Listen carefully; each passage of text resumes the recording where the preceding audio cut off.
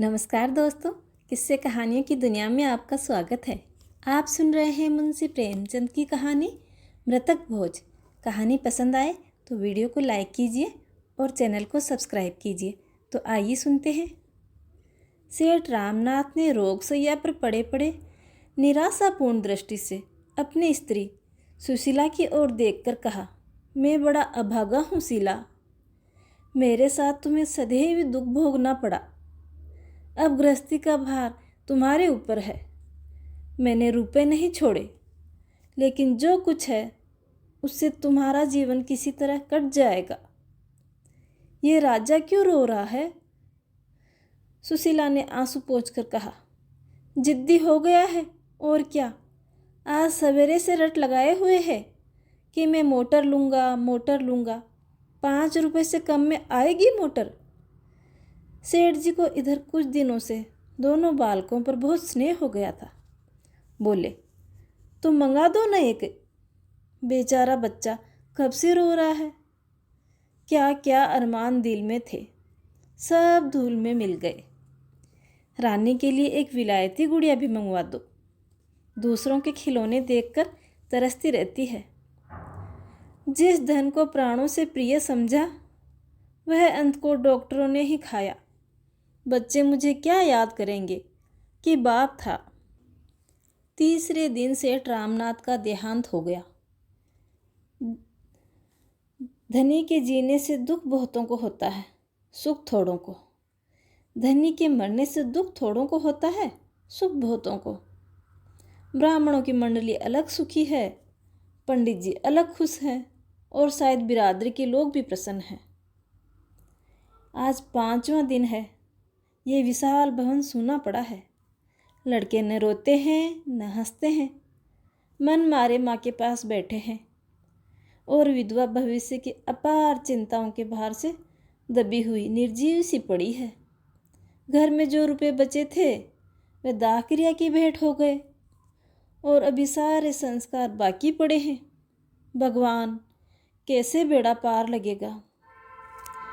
किसी ने द्वार पर आकर आवाज़ दी, सेठ धनीराम आए हैं। सेठ धनीराम बिरादरी के सरपंच थे। धनीराम बोले, बहू जी, भाई रामनाथ की अकाल मृत्यु से हम लोगों को जो दुख हुआ है वह हमारा दिल ही जानता है। अभी उनकी उम्र ही क्या थी, लेकिन भगवान की इच्छा। अब तो हमारा यही धर्म है कि ईश्वर पर भरोसा रखें और आगे के लिए कोई राह निकालें। काम ऐसा करना चाहिए कि घर की आबरू भी बनी रहे और भाई जी की आत्मा संतुष्ट भी हो जाए। कुबेरदास ने सुशीला को कनखियों से देखते हुए कहा, मर्यादा बड़ी चीज है, उसकी रक्षा करना हमारा धर्म है, लेकिन कमली के बाहर पाँव निकालना भी तो उचित नहीं। कितने रुपए हैं तेरे पास बहू? क्या कहा? कुछ नहीं। सुशीला, घर में रुपए कहाँ हैं सेठ जी? जो थोड़े बहुत थे वह बीमारी में उठ गए। धनीराम, तो ये नई समस्या खड़ी हुई।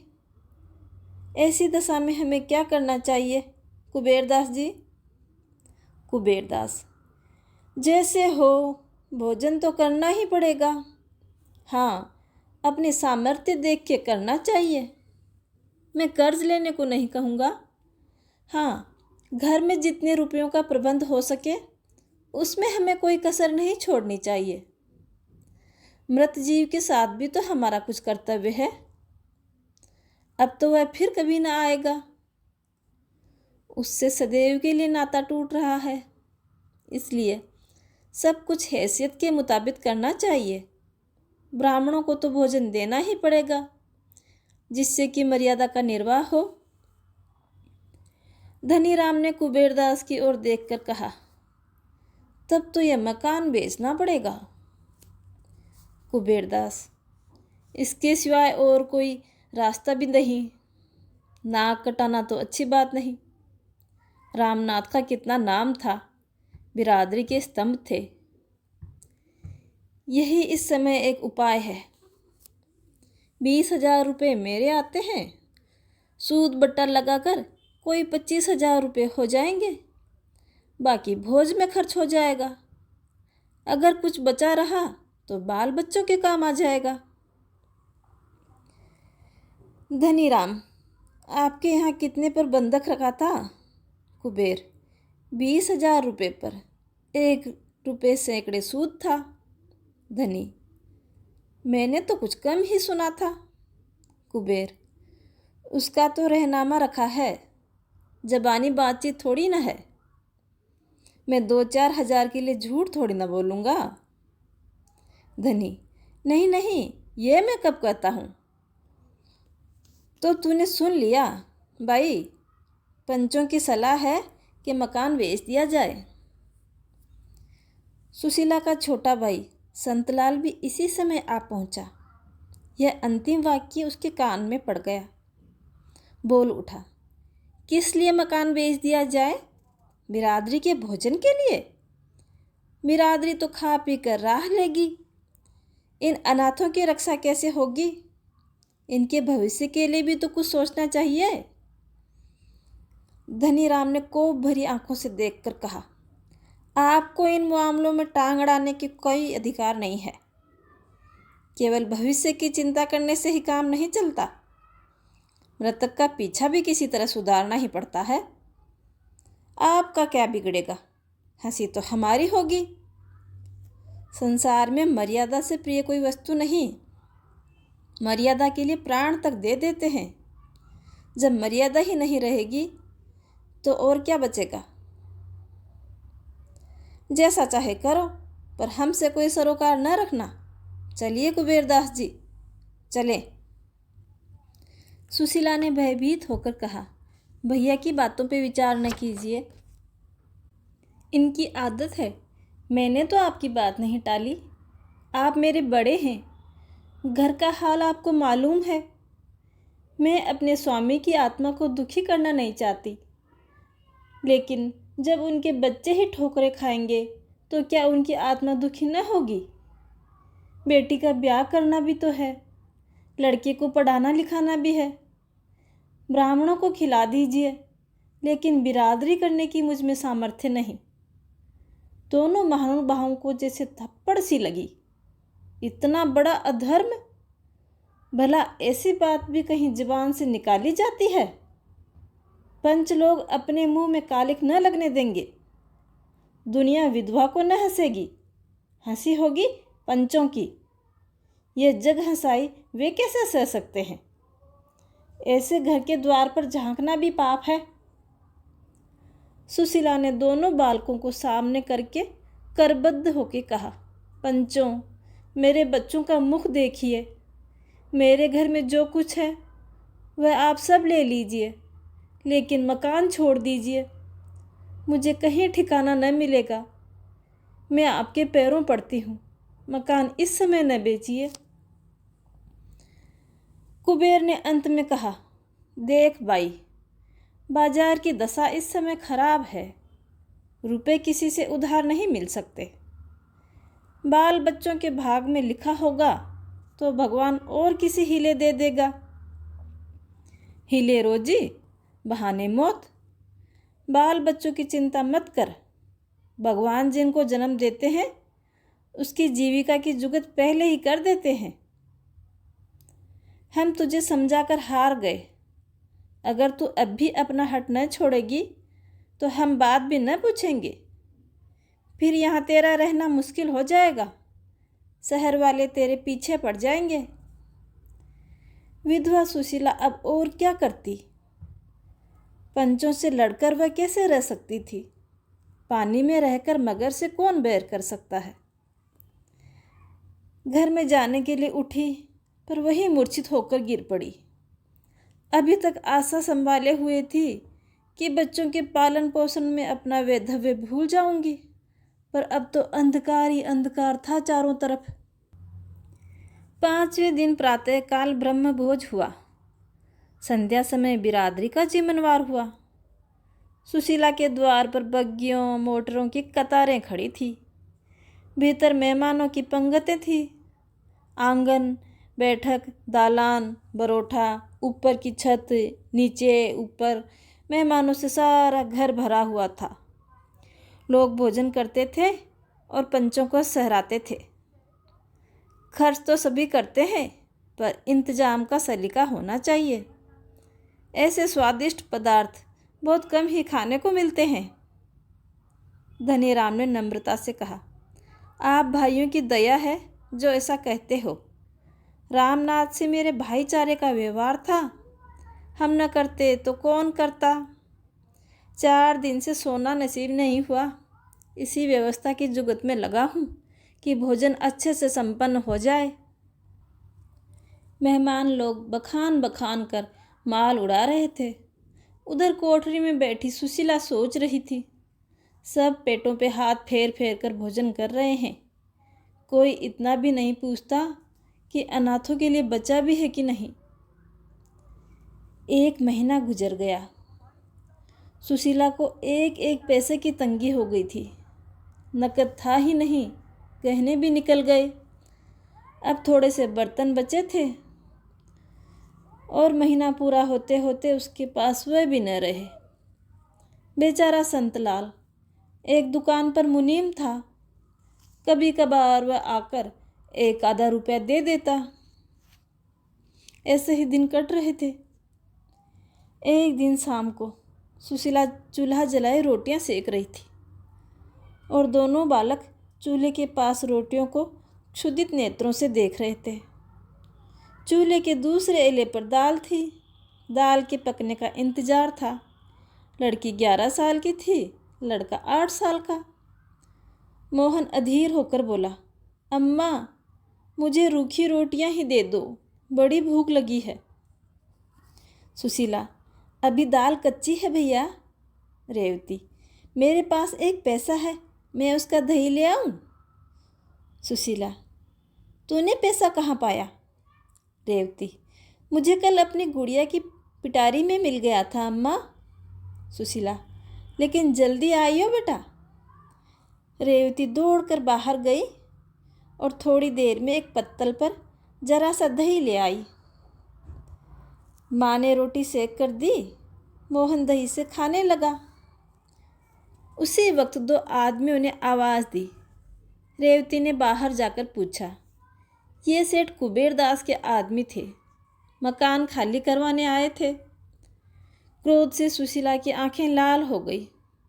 बरोठे में आकर कहा, अभी मेरे पति को पीछे हुए महीना भी नहीं हुआ, मकान खाली कराने की धुन सवार हो गई।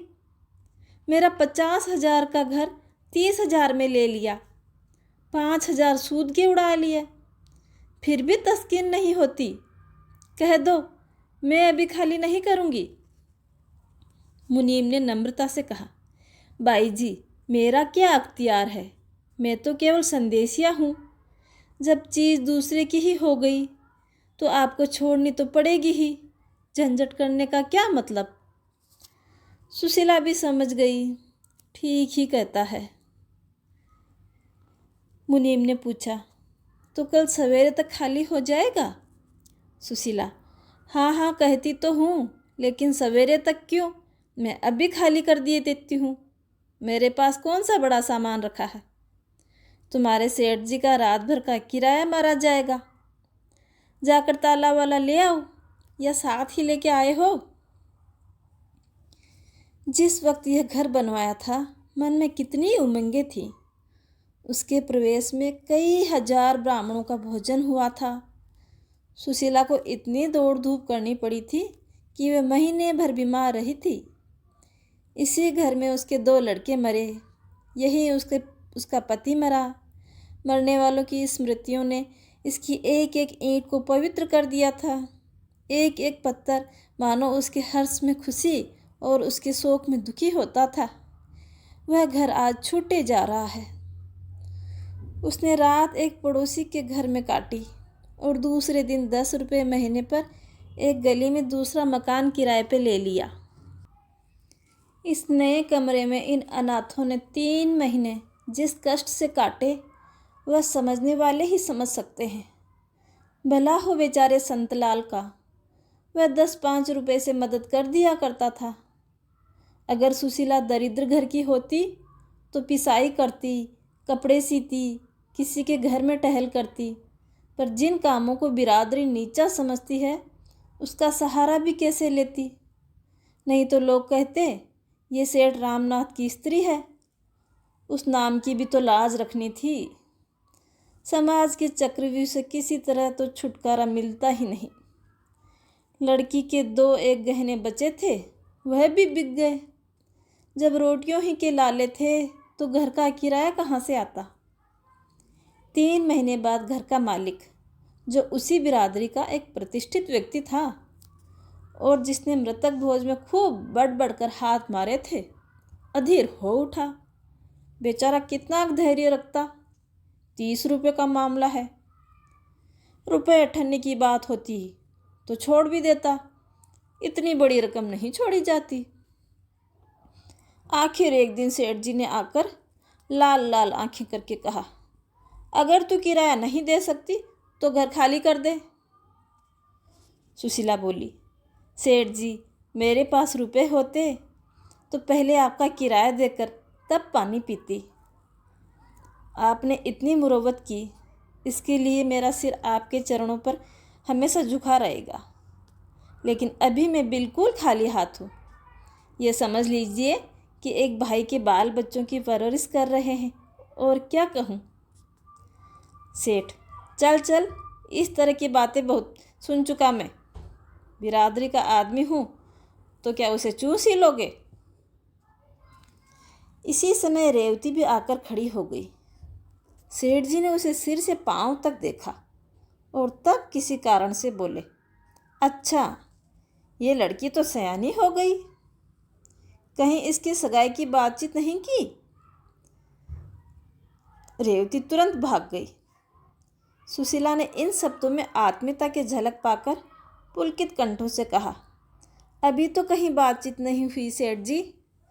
घर का किराया तो अदा नहीं किया जाता, सगाई क्या करूँगी, फिर अभी छोटी भी तो है। सेठ जी ने तुरंत शास्त्रों का आधार दिया। कन्याओं की विवाह की यही अवस्था है, धर्म को कभी नहीं छोड़ना चाहिए। किराए की कोई बात नहीं, हमें क्या मालूम था कि सेठ रामनाथ के परिवार की यह दशा है। सुशीला, तो आपकी निगाह में कोई अच्छा घर है?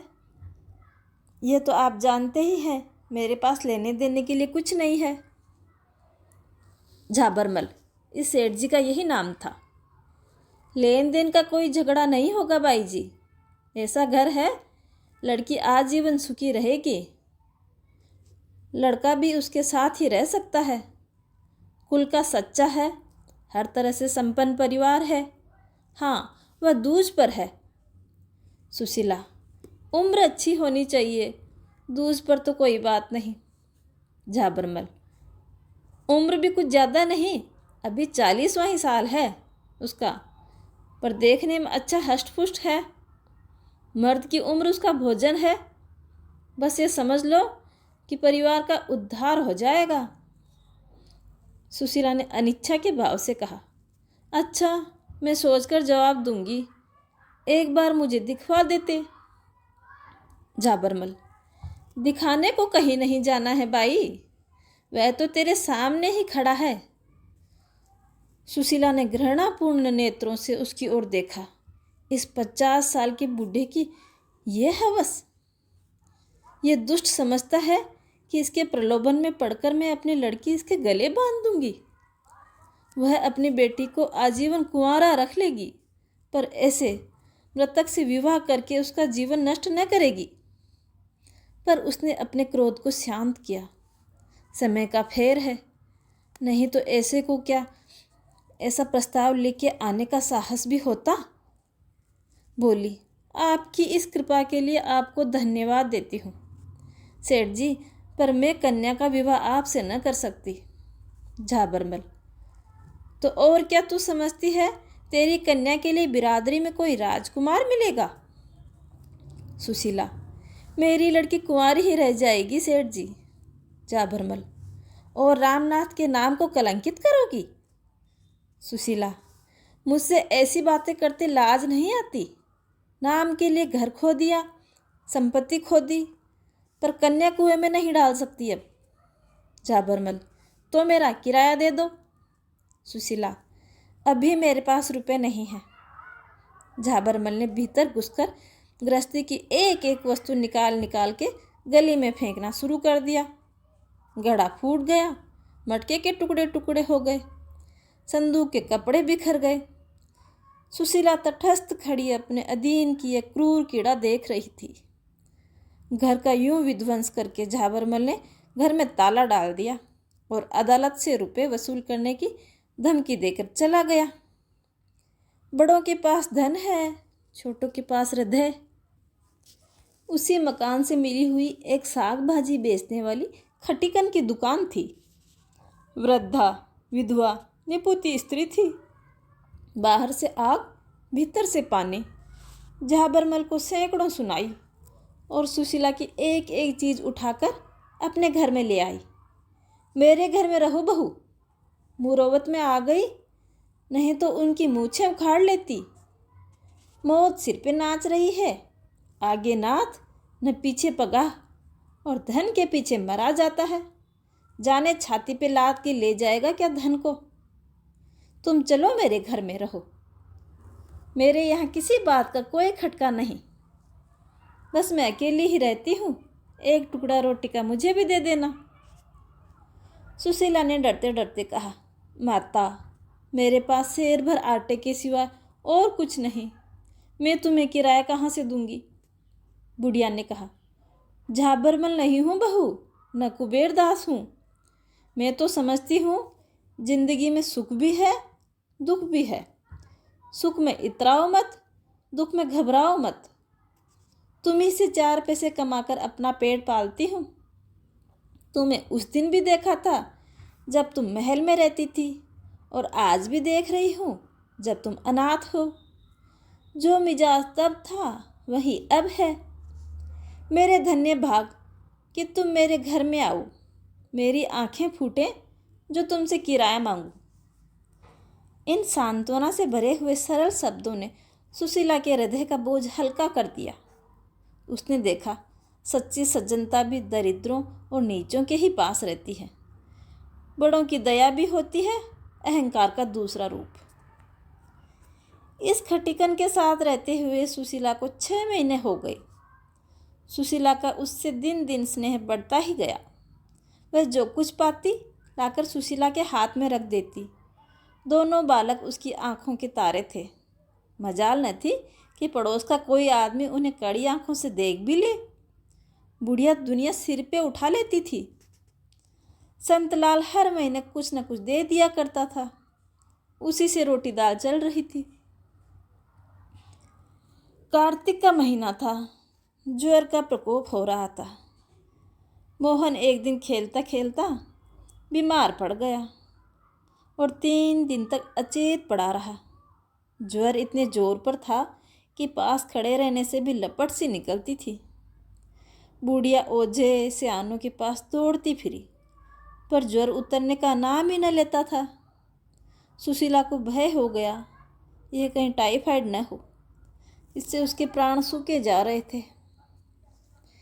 इसी तरह बालक को महीना बीत गया, उसका बुखार तनिक भी न उतरा। ये ज्वर ऐसा चढ़ा कि एक क्षण के लिए भी न उतर रहा था। उसका चेहरा इतना सूख गया था कि देखकर दया आती थी। न कुछ बोलता था, न करता था, यहाँ तक कि करवट भी न बदल पाता था। एक दिन संध्या समय उसके हाथ पैर ठंडे हो गए। माता के प्राण पहले से ही सूखे हुए थे। यह हाल देखकर रोने पीटने लगी। मन्नतें तो पहले ही बहुतेरी हो चुकी थी। रोती हुई मोहन की खाट के 7 फेरे करके हाथ बांधकर बोली, भगवान, यही मेरे जीवन की कमाई है। अपना सर्वस्व खोकर भी मैं बालक को छाती से लगाए हुए संतुष्ट थी, लेकिन यह चोट नहीं सह पाऊंगी। तुम इसे अच्छा कर दो, इसके बदले मुझे उठा लो। बस मैं यही दया चाहती हूँ, दयामय।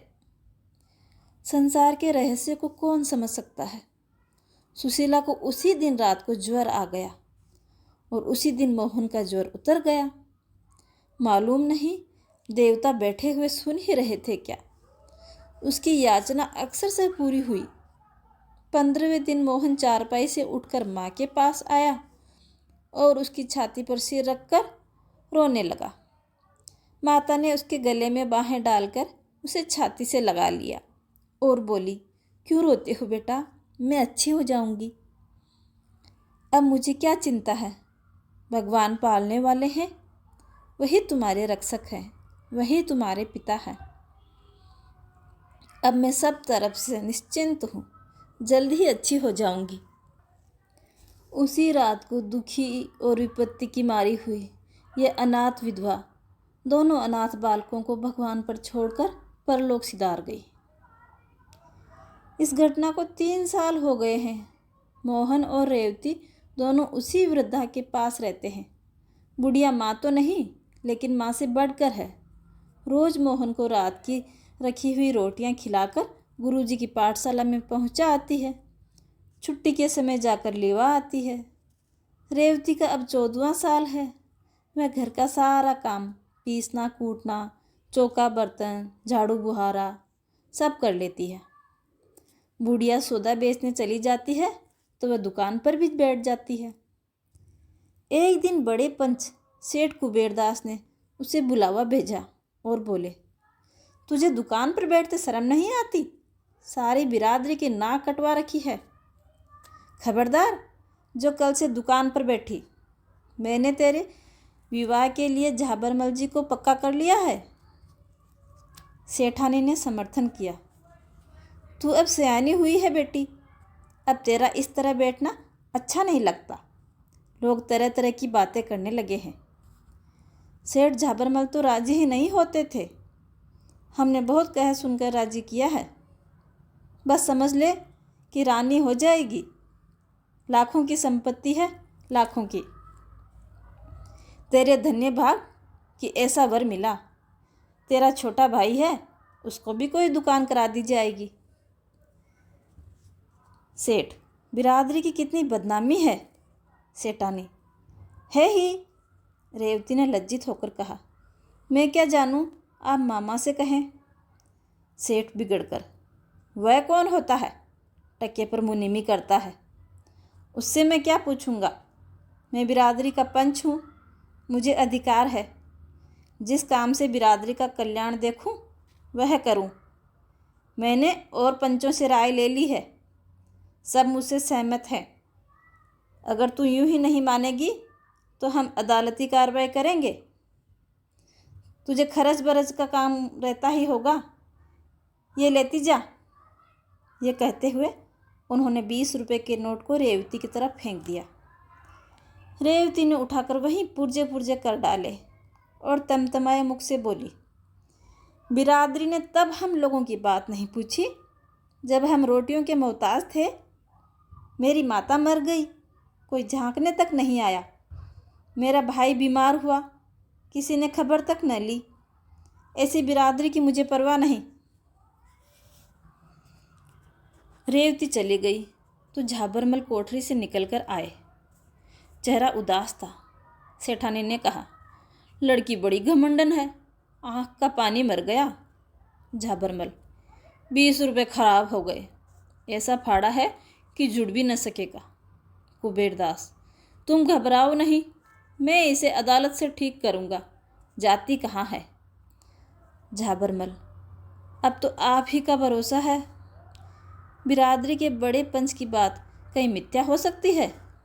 रेवती नाबालिग थी, माता पिता नहीं थे। ऐसी दशा में पंचों का उस पर पूरा अधिकार था। वह बिरादरी के दबाव में नहीं रहना चाहती थी। न चाहे, कानून बिरादरी के अधिकार की उपेक्षा नहीं कर सकता। संतलाल ने यह माजरा सुना तो दांत पीस कर बोले, न जाने इस बिरादरी का भगवान कब अंत करेंगे। रेवती, क्या बिरादरी मुझे ज़बरदस्ती अपने अधिकार में ले सकती है? संतलाल, हाँ बेटी, धनिकों के हाथ में तो कानून भी है। रेवती, मैं कह दूंगी मैं उनके पास नहीं रहना चाहती। संतलाल, तेरे कहने से क्या होगा? तेरे भाग्य ही में यही लिखा था, तो किसका बस चल सकता है। मैं जाता हूँ बड़े पंच के पास। रेवती, नहीं मामा जी, तुम कहीं न जाओ। जब भाग्य ही का भरोसा है तो जो कुछ भाग्य में लिखा होगा वह हो जाएगा। रात को रेवती ने घर में काटी। बार बार निद्रामग्न भाई को गले लगाती। ये अनाथ अकेला कैसे रहेगा, ये सोचकर उसका मन कातर हो जाता। पर झाबरमल की सूरत याद करके उसका संकल्प और दृढ़ हो जाता। प्रातःकाल रेवती गंगा स्नान करने गई। जब 8 बज गए और वह लौटकर नहीं आई, तीसरे पहर सारी बिरादरी में खबर फैल गई। सेठ रामनाथ की कन्या गंगा में डूब गई, उसकी लाश पाई गई। कुबेरदास ने कहा, चलो अच्छा हुआ, बिरादरी की बदनामी तो न होगी। झाबरमल ने दुखी मन से कहा, मेरे लिए अब कोई और उपाय कीजिए। उधर मोहन सिर पीट पीट के रो रहा था और बुढ़िया उसे गोद में लिए समझा रही थी, बेटा उस देवी के लिए क्यों रोते हो, जिंदगी में उसके दुख ही दुख था, अब वह अपनी माँ की गोद में आराम से है। कहानी में मेरे साथ बने रहने के लिए धन्यवाद।